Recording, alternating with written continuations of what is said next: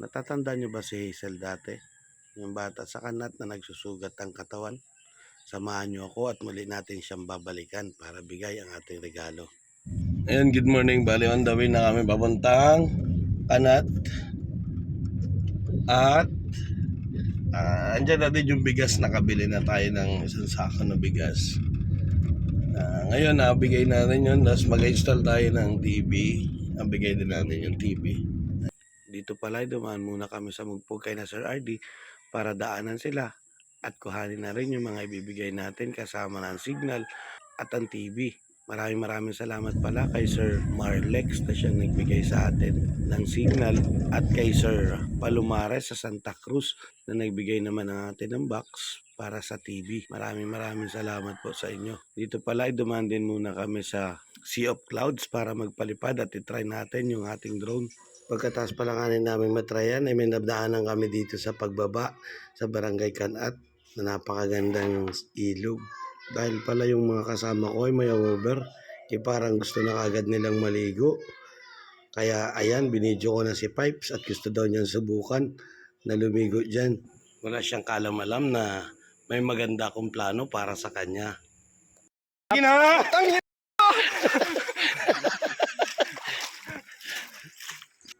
Diyan pa lang sa parte na yan hindi na kaya ng sasakyan ko kaya iniwan na namin doon sa tabindaan. Nakisakay na lamang din kami sa owner nung kasama ko sa opisina na si Engineer Milaya. Maraming salamat po kay Engineer Brenda at kay Boss Romel. Thank you po sa pagsama ninyo sa amin. Sila pala namigay ng bigas para sa mga piling residente ng Barangay Kanat. Dito ilang beses din kami tumawid ng ilog na siguradong hindi kaya ng sasakyan ko. Pakatawid na naman ng ilog. Dito ay may mga nadaanan kaming nagatinda. Ito daw mga panindang ito ay adalay nila sa bayan. Pero pag dito kayo bumili talagang napakamura. Kaya bumili na rin kami dyan ng mga pwedeng iuwi sa bahay katulad ng saging at mga pinya. Hindi namin alam kung ano sukan. Parang malambot po. Dito sa part na ito hindi na rin kaya ng sasakyan. Kaya napilitan na kami buhatin lahat ng mga daladala namin. Katating lang din, andito na naman kami na Hazel, ayan.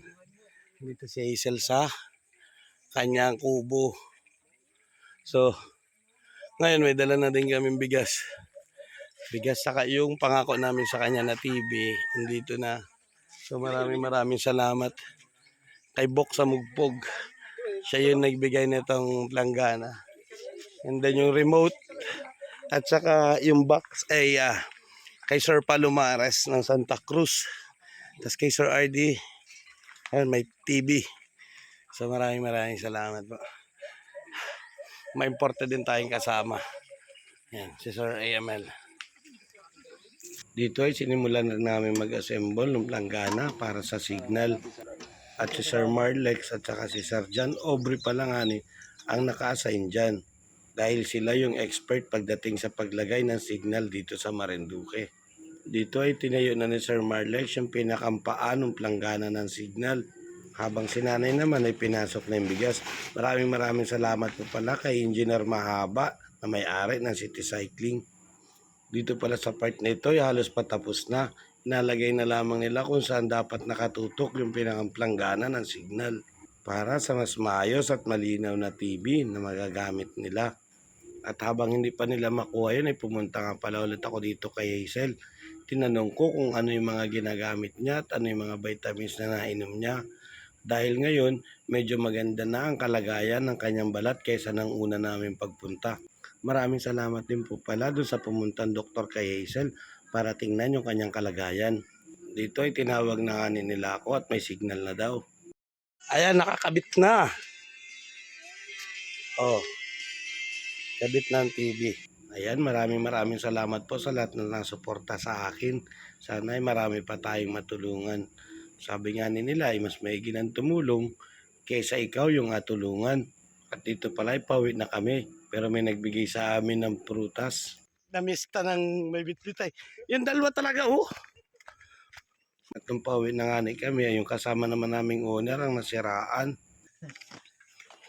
Dito nagka-problema pa kami pauwi. Dahil malayo pa yung pagawaan, Wala na kaming choice kundi i-travel ng pakonti-konti. Halos alas 4 na rin kami ng hapon nakarating ng bayan. Pero at least safe lahat kami nakauwi. Maraming salamat!